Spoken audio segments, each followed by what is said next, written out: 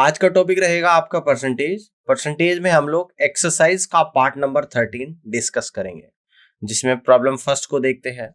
जैसा कि part number 12 में आप लोगों ने पढ़ा कि वेन डायग्राम के क्वेश्चंस हम लोग कर रहे थे, कुछ क्वेश्चंस बचे थे जिसको हम लोग पार्ट नंबर 13 में डिस्कस करेंगे। फर्स्ट प्रॉब्लम है आज के सेशन की।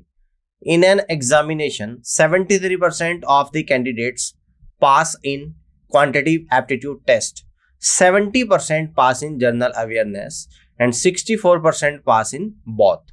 If 6300 failed in both subject, then the total number of examinees was. यहाँ पर ये बोला जा रहा है कि 73% कैंडिडेट पास हुए क्वांटिटेटिव एप्टीट्यूड में, 70% पास हुए जर्नल अवेयरनेस में और 64% इन दोनों सब्जेक्ट में पास हुए हैं। 6300 स्टूडेंट्स दोनों सब्जेक्ट में फेल हुए हैं, तो आप लोगों को बताना है टोटल नंबर ऑफ स्टूडेंट्स कितने रहे होंगे। देखो, मुझे जो जानकारी यहां पर दे रखी है, पास के बारे में जानकारी है। क्या क्या जानकारी है? एक तो ये है कि क्वांटिटेटिव एप्टीट्यूड, जिसको मैं QA से डिनोट कर रहा हूं, तो यहां पर 73% स्टूडेंट्स पास होते हैं। इसके बाद जर्नल अवेयरनेस, जिसको मैं GA से डिनोट कर रहा हूं, इसमें 70% बच्चे पास होते हैं। और इन दोनों सब्जेक्ट में पास होने वाले बच्चों की जो संख्या है वो कितनी है? 64% इन दोनों सब्जेक्ट में पास होते हैं।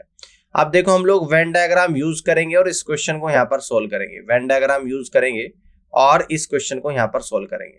टोटल नंबर ऑफ स्टूडेंट्स होते हैं आप लोगों के 100%। अब जिसके अंदर हम बात करेंगे यहाँ पर क्वांटिटेटिव एप्टीट्यूड की और जर्नल अवेयरनेस की। क्वांटिटेटिव एप्टीट्यूड की और जर्नल अवेयरनेस की बात करेंगे। इन दोनों में जो पास हो रहे वो 64%, यानी कि जो दोनों में कॉमन है वो 64% है। इसके बाद बोल रहा है क्वांटिटेटिव एप्टीट्यूड में 73% बच्चे पास होते हैं। तो क्वांटिटेटिव एप्टीट्यूड वाला कौन सा? ये पूरा, इस पूरे में 73 हो रहे हैं, 64 यहां पर है, तो बच्चे कितने? यानी कि 9% आप लोगों के यहां पर निकल कर आ जाएंगे। अब इसके बाद और क्या बोल रहा है? अब ये बोल रहा है कि आपके जो जर्नल अवेयरनेस है यहाँ पे 70% बच्चे पास हो रहे हैं। तो ये पूरा आप लोगों का जो पर्पल कलर से बना जर्नल अवेयरनेस है 64 यहाँ, तो 6 आप लोगों का यहाँ पर निकल कर आएगा। अब जो बच्चे पास हो रहे हैं वो कितने? 9 + 64 + 6, और जो फेल हो रहे हैं उसको 100 में से माइनस करूंगा, यानी कि फेल्ड स्टूडेंट्स मैं यहाँ पर निकाल दूंगा। फेल्ड स्टूडेंट्स तो कैसे निकल कर आएगा? टोटल स्टूडेंट्स कितने? 100%। अब इसमें से माइनस कर दूंगा जो पास हुए हैं, यानी कि 9 + 64 और +6%, तो निकल कर आएगा 100% माइनस 9 और 64 73, 73 और 6 कितना होता है? 79%, यानी कि 21% बच्चे क्या हो रहे हैं? फेल हो रहे हैं। और क्वेश्चन में बोला गया है कि 21% की जो वैल्यू है वो 6300 स्टूडेंट्स के बराबर है। ठीक है ना? तो यहां से टोटल नंबर ऑफ स्टूडेंट्स यानी 100% की वैल्यू निकालनी है। 21 से 6300 300 टाइम्स चला जाएगा, तो 300 × 100, तो टोटल नंबर ऑफ स्टूडेंट्स जो आप लोगों के यहाँ पर निकल कर आए हैं वो निकल कर आए हैं 30,000। That means C is the correct answer of this question. इस तरीके से क्वेश्चन को आप लोग कर लोगे। आगे बढ़ते हैं, प्रॉब्लम सेकंड को यहाँ पर समझते हैं कि in a class of 80 students, एक कक्षा में 80 विद्यार्थी है, 45% speaks Hindi, 40% speaks English only. ध्यान देना, English only. If the number of students who did not speak any language is equal to the number of students who speak both language, ठीक है ना, then find out the number of students who speaks only Hindi. कह रहा है कि कक्षा में 80 विद्यार्थी है, 45% हिंदी बोलते हैं और 40% केवल अंग्रेजी बोलते हैं। यदि जो कोई भी लैंग्वेज नहीं बोलते हैं उनकी संख्या उन स्टूडेंट के बराबर है जो दोनों लैंग्वेज को बोलते हैं, तो आपको बताना है कि केवल हिंदी वाले बच्चे कितने होंगे, केवल हिंदी बोलने वाले बच्चे कितने होंगे, ये आप लोगों को यहाँ पर बताना है। ठीक है ना? ध्यान देना है। यानी कि जो बोलने वाले बच्चे यहाँ पे लिख देता हूं स्पीक, तो यहां पर दे रखा कि 45% क्या है? जो हिंदी बोलते हैं। जो हिंदी बोल रहे हैं वो कितने हैं? 45% है। ठीक है ना? समझ में आ गई बात। और जो केवल इंग्लिश बोलते हैं, ओनली इंग्लिश, केवल इंग्लिश जो बोलते हैं वो है आप लोगों के 40%। समझ में आई बात? अब देखो मैं वेन डायग्राम से इस क्वेश्चन को कैसे सोल्व करूंगा, बड़े ध्यान से आप लोगों को यहां पर समझना है। आपको पता है कि टोटल नंबर ऑफ स्टूडेंट्स होते हैं 100%। अब इसमें कुछ बच्चे इंग्लिश बोल रहे होंगे, कुछ हिंदी, यानी कि यहां पे लिख दूंगा हिंदी और यहां पे लिख दूंगा इंग्लिश। क्लियर है? अब अगर मैं ये कहूं कि जो दोनों लैंग्वेज बोलते हैं, बोथ स्पीक बोथ लैंग्वेज, यहां पे मैं लिख देता हूं कि स्पीक बोथ लैंग्वेज, तो दोनों लैंग्वेज जो बोलते हैं उनको हमने माना कि ऐसे बच्चे X% है, ये मैंने एज्यूम कर लिया। तो दोनों लैंग्वेज जो बोल रही है ऐसे X% है आपके, ठीक है ना। केवल इंग्लिश बोल रहे हैं तो 40%। केवल इंग्लिश वाला कौन सा है? देखो ये वाला जो है आप लोगों का केवल इंग्लिश वाला है, जिसको मैंने यहां पर ब्लू किया है, ये केवल इंग्लिश वाला है, तो ऐसे बच्चे हैं 40%, ठीक है ना। और आगे क्या बोल रहा है कि जो हिंदी बोलते हैं 45%, तो ये पूरा आप लोगों का हिंदी वाला है 45%। 45 में से x जाएगा तो केवल हिंदी बोलने वाले 45 माइनस x आप लोगों का यहां पर निकल कर आ जाएगा। बात क्लियर हुई कि नहीं हुई? ध्यान से आप लोगों को समझना है। देखो टोटल 100% बच्चे हैं, और अब हम यहां से क्या निकाल देंगे, टोटल में से जितने हिंदी इंग्लिश बोल रहे हैं उनको माइनस कर दूंगा, तो ऐसे बच्चे निकल कर आएंगे जो कोई भी लैंग्वेज नहीं बोलते हैं। तो यहां पे लिख दूंगा डिड, यहां पे हम लोग लिख देंगे did not speak any language, ठीक है ना। तो ऐसे जो बच्चे निकल कर आएंगे 100% में से माइनस हम लोग क्या कर देंगे, 45 माइनस का x प्लस का x और प्लस का 40%। तो देखो x से आप लोगों का x कटेगा, 45 और 40 85, 100 में से 85 गया तो 15% निकल कर आ गया। तो ऐसे बच्चे आपके निकल कर आए 15% जो कोई भी लैंग्वेज नहीं बोलते हैं। अब एक चीज को आप लोगों को बड़े ध्यान से यहाँ पे देखना है। देखो यहां से देखो, did not speak any language is equal to the number of students who speak both language, यानी कि जो कोई भी लैंग्वेज नहीं बोलते उनकी संख्या जो दोनों लैंग्वेज बोलते हैं उनके बराबर है। तो यानी कि इस x की वैल्यू भी 15% आप लोगों की यहां पर आ जाएगी। बात समझ आई? अब देखो जो केवल हिंदी बोलते हैं, ओनली हिंदी बोलने वाले, ओनली हिंदी कितने परसेंट बच्चे बोल रहे हैं, 45 माइनस x%, x की वैल्यू 15 है, तो केवल 30% ऐसे बच्चे हैं जो केवल हिंदी बोलते हैं। टोटल नंबर ऑफ स्टूडेंट्स 80 है। अब यहां पे मैं निकाल दूंगा 80 का 30%, तो केवल जो हिंदी बोलते हैं नंबर ऑफ स्टूडेंट्स जो निकल कर आए वो आप लोगों के 24 स्टूडेंट्स निकल कर आएंगे जो केवल हिंदी बोलते हैं। तो इस तरीके से आप लोग कह सकते हो कि फर्स्ट ऑप्शन इस क्वेश्चन का बिल्कुल सही जवाब यहां पर बनेगा। बात समझ में आई? आगे बढ़ते हैं। प्रॉब्लम थर्ड को यहां पर देखते हैं। In an exam 40% student pass in Hindi, 55% students pass in English. It is known that number of students who failed in both is double the students who pass in both. If 16 students fail in both subjects, then find the total number of students who appeared in exam. अब देखो इस question को आप लोगों को solve करना है। सवाल में क्या बोल रहा है कि एक एग्जाम में 40% स्टूडेंट्स हिंदी में पास होते हैं, 55% इंग्लिश में पास होते हैं। इट इज नॉन दैट, ये जानते हुए number of students who failed in both is double the students who pass in both, यानी कि जितने बच्चे फेल होते हैं उसके डबल बच्चे दोनों सब्जेक्ट में पास होते हैं।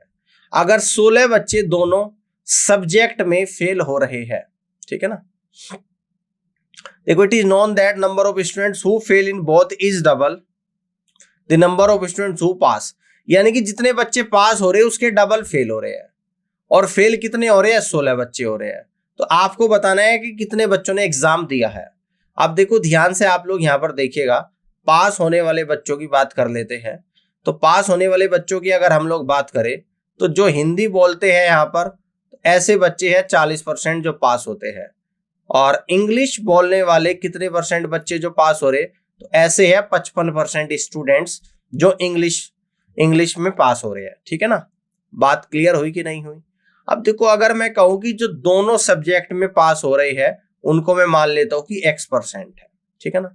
अब हम लोग यहां पर वेन डायग्राम यूज करेंगे और इस वेन डायग्राम से इस क्वेश्चन को सॉल्व करेंगे, है ना।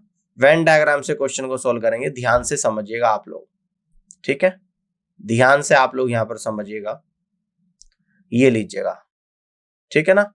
इस तरीके से Venn diagram, total number of students होते हैं 100%, कुछ हिंदी में पास हो रही है, कुछ इंग्लिश में पास हो रही है।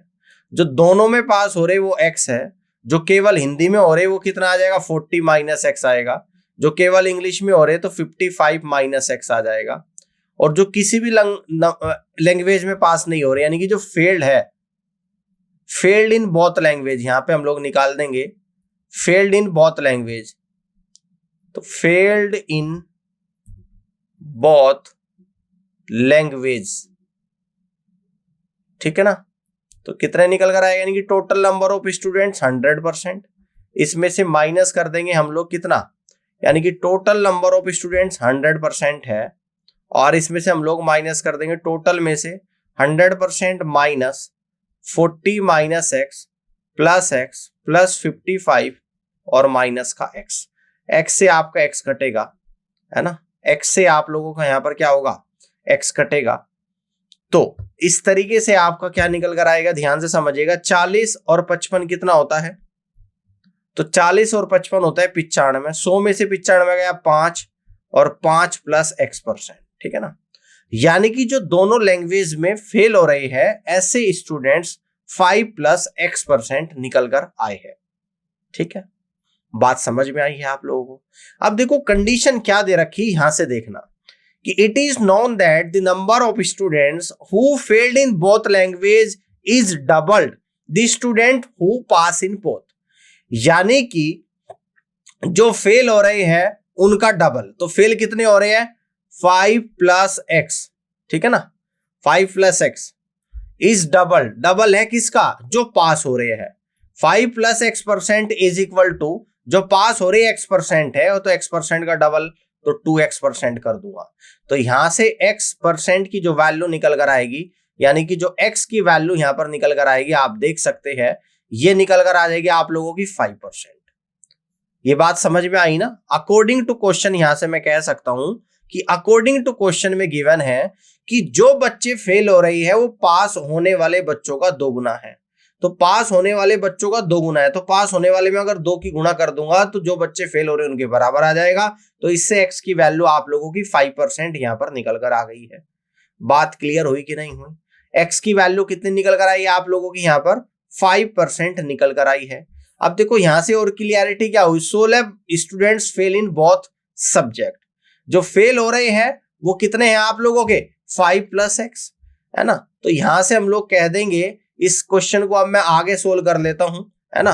तो यहां से मेरा जो निकल कर आ गया 5 प्लस x% की वैल्यू 16 स्टूडेंट है। तो यहां से हम लोग कह देंगे कि 5 प्लस x% की जो वैल्यू है वो 16 स्टूडेंट्स है, ठीक है ना। ये फेल्ड स्टूडेंट्स की बात हो रही है, फेल्ड इन बोथ, यहां पे लिख दूंगा failed in both, failed in both subject, ठीक है ना।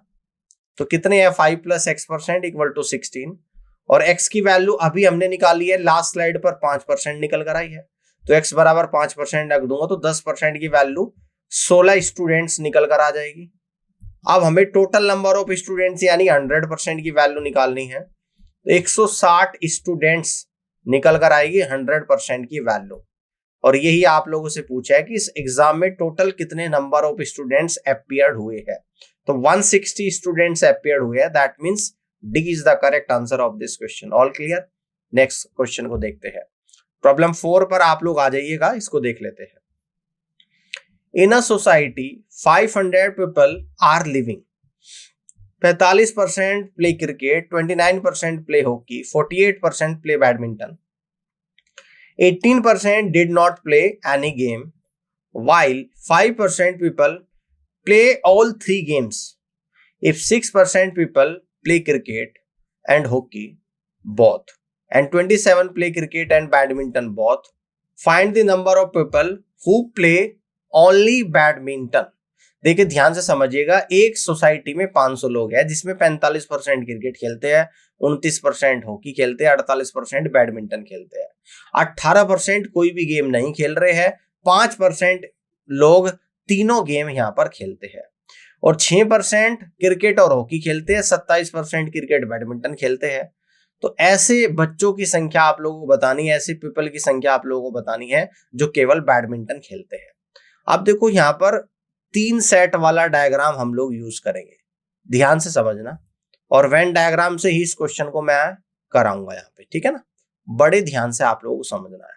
टोटल नंबर ऑफ स्टूडेंट्स कितने होते हैं? 100% होते हैं। अब 3 वाला वेन डायग्राम हम लोग यहाँ पे ड्रॉ करेंगे इस तरीके से। बात समझ में आ रही है आप लोगों को? ठीक है ना। आप देखो, ये जो पहले वाला डिनोट कर रहा है ये क्रिकेट है, ये हॉकी है, और ये आप लोगों का बैडमिंटन है। क्वेश्चन में ये बोला गया है कि जो तीनों गेम खेलते हैं ऐसे 5% है। तीनों गेम जो खेल रहे हैं जो तीनों में कॉमन है, यानी कि यहां पर आएगा 5%। इसके बाद बोला गया है कि 6% क्रिकेट और हॉकी खेलते हैं। तो क्रिकेट हॉकी जो खेल रहा है वो कौन कौन से है, यानी कि ये दोनों है जिसको मैंने ब्लू करा है। ये क्रिकेट भी खेल रहा है, हॉकी भी। कितने हैं? 6%। 5 नीचे आ गया तो ऊपर आएगा आप लोगों का 1%, ठीक है ना, 1% आएगा। अब इसके बाद बोला गया है कि 27% क्रिकेट और बैडमिंटन खेलते हैं। अब देखो, क्रिकेट और बैडमिंटन खेलने वाले कितने हैं? 27%। ये पूरा 27 है। 27 में से 5 जाएगा तो 22 आप लोगों का यहां पर निकल कर आ जाएगा, ठीक है ना। 22 आ गया, यहां तक समझ में आ गया। और केवल जो क्रिकेट खेल रहे हैं, सॉरी, जो क्रिकेट खेलते हैं वो 45% है। तो पूरे क्रिकेट खेलने वालों की संख्या क्या निकल कर आएगी आप लोगों की, यानी कि ये जो क्रिकेट खेल रहे हैं कितने हैं? 45%। तो 22 और 5 27 और 1 28। 45 में से अगर 28 जाएगा तो ये आएगा निकल कर आपका 17% जो केवल क्रिकेट खेल रहे हैं, ठीक है। यहां तक समझ में आ गया। अब देखो, यहां पर मैं ये मान लेता हूं, यहां पर हम लोग ये मान लेते हैं कि जो ये वाला सर्कल आप लोगों का बचा है ना, इसको हम लोग क्या मान लेते हैं कि के, यहां पर मान लो कि के आएगा, ठीक है ना, ये के आएगा। यानी कि यहां से ये पता लगा कि बैडमिंटन और हॉकी दोनों खेलने वालों की संख्या 5 + k% है। इसको मैंने k% मान लिया। तो बैडमिंटन कितने खेल रहे हैं? तो 48 खेल रहे हैं। तो यहां पर 22 और 5 27, 48 में से 27 को माइनस करूंगा तो 21, और उसमें से k माइनस कर दूंगा, 21 - k% आप लोगों का निकल कर आएगा केवल जो बैडमिंटन खेलते हैं, ठीक है ना। अब अगर हॉकी की बात करो तो 29% है।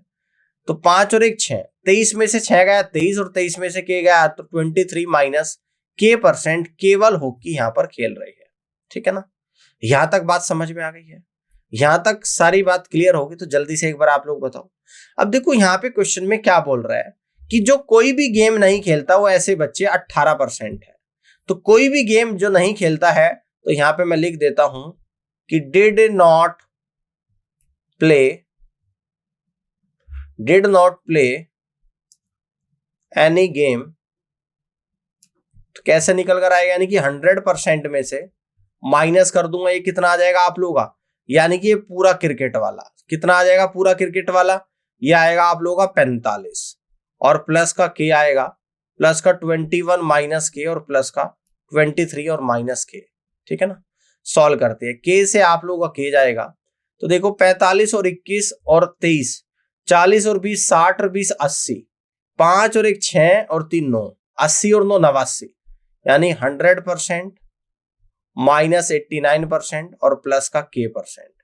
तो ऐसे बच्चे जो कोई भी गेम नहीं खेलते वो कितने हैं? 18%। तो यहां पर 18% आ जाएगा।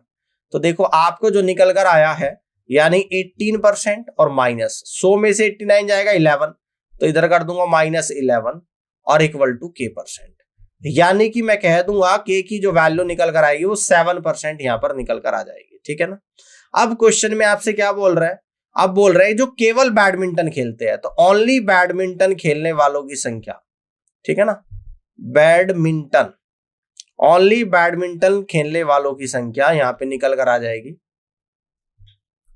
ठीक है। तो कितनी है? केवल बैडमिंटन खेलते हैं 21 - k%। तो 21 में से 7 जाएगा, ऐसे 14% लोग हैं, ठीक है ना। टोटल लोग है 500, यानी कि 100% की जो वैल्यू है तो यहाँ पे हम लोग कर देते हैं इस बात को, यानी 100% की वैल्यू कितनी है 500 है, 1% की वैल्यू कितनी है 5 है, तो देखो यहां से कह दूंगा कि 14% की वैल्यू कितनी है 70 है।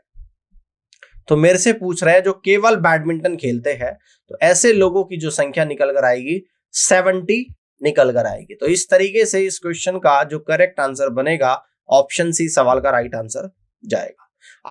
प्रॉब्लम 5 को यहां पर देखते हैं। इन an examination 53 students pass in mathematics, 61% pass in physics, 60% pass in chemistry, 24% pass in mathematics and physics, 35% pass in physics and chemistry, 27% pass in mathematics and chemistry, and 5% in none. The ratio of percentage of pass in mathematics and chemistry but not in physics in relation to the percentage of pass in physics and chemistry but not in mathematics is. इस question को solve करते हैं। चलिए देखते हैं ध्यान से। तो सबसे पहले यहां पर जो दे रखा हो पास के बारे में जानकारी आप लोगों को दे रखी है। 3 सब्जेक्ट है यानी कि मैथ्स है, उसके बाद आप लोगों का यहां पर क्या है फिजिक्स है, और इसके बाद आप लोगों का क्या है यहां पर यानी कि केमिस्ट्री है। फिर ऐसे बच्चे हैं जो maths and chemistry, maths and physics दोनों में पास हो रहे हैं। फिर ऐसे है जो मैथ्स एंड केमिस्ट्री में पास हो रहे हैं, मैथ्स एंड केमिस्ट्री, ठीक है ना। फिर ऐसे है जो फिजिक्स और केमिस्ट्री में पास हो रहे हैं, फिजिक्स एंड केमिस्ट्री में पास हो रहे हैं। फिर ऐसे भी हम लोग बच्चे निकाल लेंगे जो तीनों सब्जेक्ट में पास हो रहे हैं, पास इन ऑल 3 सब्जेक्ट्स। और कुछ ऐसे भी बच्चे दे रखे हैं जो किसी भी सब्जेक्ट में पास नहीं हो रहे, did not pass in any subject, ठीक है ना। आप क्वेश्चन करना स्टार्ट करते हैं। कह रहा है कि 53% स्टूडेंट्स मैथ्स में हो रहे हैं, 61 फिजिक्स में हो रहे हैं। 53% मैथ्स में पास हो रहे हैं, 61% फिजिक्स में पास हो रहे हैं। इसके बाद 60% केमिस्ट्री में पास हो रहे हैं, 60% केमिस्ट्री में पास हो रहे हैं। इसके बाद बोला गया है 24% मैथ और फिजिक्स में पास हो रहे हैं, 24% मैथ और फिजिक्स में 24% पास हो रहे हैं। देन इसके बाद बोला गया है कि फिजिक्स और केमिस्ट्री में 35%, फिजिक्स और केमिस्ट्री में 35% पास हो रहे हैं। देन इसके बाद बोला गया है 27% मैथ और केमिस्ट्री, 27% मैथ और केमिस्ट्री में पास हो रहे हैं। 5% किसी भी सब्जेक्ट में पास नहीं हो रहे हैं, 5%। तो किसी में पास जो नहीं हो रहे वो 5% है। और इसके बाद बोला गया है कि आपको इस क्वेश्चन को सॉल्व करना है। चलिए ध्यान से समझते हैं अब सवाल को। अब अगर मैं मान लूं कि तीनों सब्जेक्ट में जो पास हो रहे हैं उसको हम लोगों ने x एज्यूम कर लिया। अब वेन डायग्राम यूज करेंगे और बड़े ध्यान से इस क्वेश्चन को यहां पर समझेंगे। वेन डायग्राम हम लोग यूज कर रहे हैं, ठीक है ना। ध्यान से समझिएगा, 3 सेट वाला क्वेश्चन है। टोटल नंबर ऑफ स्टूडेंट्स होते हैं आप लोगों के 100%, ठीक है ना। 100% होते हैं टोटल नंबर ऑफ स्टूडेंट्स। बात समझ में आ गई? ध्यान से देखिएगा, यानी कि ये आप लोगों का मैथ्स है, ये आप लोगों का फिजिक्स है, ये आप लोगों का केमिस्ट्री है। देखो जो तीनों सब्जेक्ट में पास हो रहे हो बीच में आएगा, यानी ऐसे x स्टूडेंट्स है। और जो मैथ्स और फिजिक्स में पास हो रही है वो कहां पर आएगा, यानी कि ये है आप लोगों का जो मैथ्स और फिजिक्स में पास हो रहे हैं। तो मैथ फिजिक्स में पास 24 हो रहे, 24 में से x जाएगा, तो ये वैल्यू आप लोगों की निकल कर आएगी 24 माइनस का x%। जो मैथ्स और केमिस्ट्री में पास हो रहे हैं तो वो आप लोगों का ये वाला है, मैथ्स और केमिस्ट्री में जो पास हो रहे हैं। तो कितना है 27, यानी कि ये आपका निकल कर आएगा 27 माइनस का x% आ जाएगा। और जो फिजिक्स और केमिस्ट्री में पास हो रही है, यानी कि आप लोगों का निकल कर आएगा फिजिक्स और केमिस्ट्री, तो ये आप लोगों का निकल कर आ जाएगा यानी कि 35 माइनस का x%। ठीक है जी, यहां तक बात समझ में आ गई। अब देखो क्वेश्चन में क्या बोल रहा है, बड़े ध्यान से समझिएगा। कह रहा है कि जो तीनों सब्जेक्ट में पास नहीं हो रहे हैं ऐसे बच्चे जो है वो क्या है 5% है। क्या है 5% जो तीनों सब्जेक्ट में पास नहीं हो रहे हैं, ठीक है ना। बात समझ में आ रही है आप लोगों को? यहाँ पे देखो बड़े ध्यान से आप लोगों को समझना है। अब देखो और क्या दे रखा आप लोगों को, आपसे रेशियो पूछता है। कह रहा रेशियो बताओ जो मैथ और केमिस्ट्री में पास है लेकिन फिजिक्स में फेल है। देखो, मैथ और केमिस्ट्री में तो पास है, समझना ध्यान से, यानी कि मैथ और केमिस्ट्री में तो क्या है, पास है। मैथ और केमिस्ट्री में पास है लेकिन फिजिक्स में फेल है, ठीक है ना। तो ऐसे कौन से बच्चे हैं, तो आपने देखा कि 27-X% ऐसे बच्चे हैं ये वाले जो मैथ और केमिस्ट्री में पास है और फिजिक्स में फेल है। अब आपसे पूछता है कि फिजिक्स और केमिस्ट्री में पास है और मैथ में फेल है। अब यहां पर निकालेंगे फिजिक्स और केमिस्ट्री में पास और मैथ्स में फेल, तो ऐसे बच्चे आप लोगों के कितने हैं, यानी कि ये है जो कि 35-X% है। तो यानी कि आपको ये रेशियो निकाल के बताना है 27-X% इज टू 35-X% की वैल्यू क्या निकल कर यहां पर आएगी, और वही आप लोगों का करेक्ट आंसर यहां पर बनेगा। तो अब इस रेशियो को निकालने के लिए आपको फाइनली क्या चाहिए, इस बात को ध्यान से समझना पड़ेगा कि आपको यहां पर x की वैल्यू को निकालना पड़ेगा। क्या करना पड़ेगा, x की वैल्यू को निकालना पड़ेगा। तो पहले x की वैल्यू निकालते हैं। कह रहा है कि did not pass in any subject, जो किसी भी सब्जेक्ट में पास नहीं है, ऐसे 5% बच्चे हैं। तो 5% की वैल्यू इस वेन डायग्राम से कितनी निकल कर आएगी, यानी कि 100 में से इन सभी को मैं माइनस कर दूंगा, है ना। 100 में से जितने में किसी ना किसी में पास हो रहे उसको माइनस कर दूंगा, और वो निकल कर आएगा जो किसी में भी पास नहीं हो रहे, जो कि 5% के बराबर है। चलिए तो ध्यान से देखते हैं यहाँ पे क्या निकल कर आप लोगों को यहाँ पर आएगा आंसर, ठीक है ना। आप देखिएगा ध्यान से, मैथ्स में 53% पास हो रहे हैं, तो यानी कि ये पूरा 53 है, ये पूरा मैथ्स वाला कितना है जिसको मैं गोला बना के दिखा रहा हूं, यानी कि ये आप लोगों का पूरा का पूरा 53 है। तो इसको तो लिख रहा हूं मैं यहां पर 53। क्लियर हो गई बात। आप देखो ध्यान से समझिएगा, ये तो आप लोगों का 53 निकल कर आ गया। अब इसको मैं ले रहा हूं यहां पर, ये कितना निकल कर आ गया, ये आप लोगों का निकल कर आ गया 35-X आ गया। अब मुझे क्या लेना पड़ेगा ये देख लो। अब मुझे ये वाला लेना है, एक तो ये वाला जिसको मैंने येलो कर दिया, ये वाला भाग। तो ये कितना निकल कर आ जाएगा भाई केमिस्ट्री में 60% पास हो रहे हैं, और 60 में से माइनस कर देना आप लोग इनको, यानी कि ये निकल कर आएगा आपका 60 माइनस का 27-X और प्लस का 35-X, क्लियर है, और प्लस का x, ये आपकी वैल्यू निकल कर आएगी। यानी कि यहां से हम लोग कह देंगे x से x कट गया, 35 और 27 आपका जो निकल कर आता है 30, 20, 50, 7, 5, 12, यानी कि 62 आ गया। तो ये निकल कर आ गया 60 माइनस का 62 आ गया, और प्लस का x आ गया, यानी कि x-2 निकल कर आ गया आपका ये, ठीक है ना। तो यानी कि यहाँ पे हम लोग क्या कह देंगे कि प्लस का x-2 आपका ये आ गया प्लस। अब देखो, अब हम लोग इसको निकालेंगे, इस वाले को, ठीक है ना। अब हम लोग यहां पर इस वाले को निकालेंगे, तो ये कितना निकल कर आएगा, फिजिक्स में 61 है, तो यहां से कह दूंगा 61 माइनस ये आप लोगों का पूरा कितना आएगा, 61 माइनस ये आएगा 24 माइनस का x, और जी प्लस का x आएगा, और ये प्लस का आएगा 35 और माइनस का x आएगा। तो ये निकल कर आएगा 24 और 35, यानी कि 59। तो ये आपको निकल कर आएगा यानी कि 2, है ना। इसको हम लोग कह देंगे, इस x से तो आपका x कट जाएगा, 61 माइनस का 59 और प्लस का x आ जाएगा, तो यानी कि 2 प्लस का x आ जाएगा। तो यानी कि 2 प्लस का x यहाँ पर आ गया।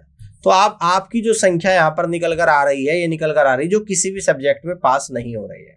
तो यहाँ से सोल्व करेंगे, यानी कि 5% इज इक्वल टू, देखो कैसे, इस x से तो आपका ये x कट गया, 53 और 35 कितना होता है, 50 और 35 85, 85 और 3 88, और ये आप लोगों का कितना निकल कर आ गया, प्लस का x, 100% माइनस का 88 और माइनस का x%, यानी 5% इज इक्वल टू 12% और माइनस का x%।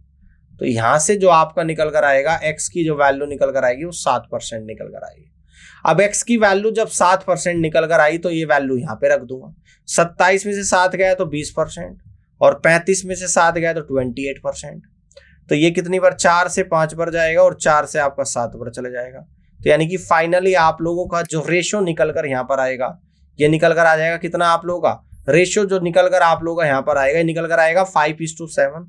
तो दैट मीन्स इस तरीके से इस क्वेश्चन का जो करेक्ट आंसर बनेगा 5:7 बनेगा। यहां पर देख लेते हैं, तो इस तरीके से हम लोग कह सकते हैं कि B is the right answer of this question. इस तरीके से वेन डायग्राम के सारे क्वेश्चंस आपके कंप्लीट हो गए। एक लास्ट पार्ट और हम लोग यहाँ पे डिस्कस करेंगे जिसमें मिसलेनियस क्वेश्चंस का डिस्कशन होगा।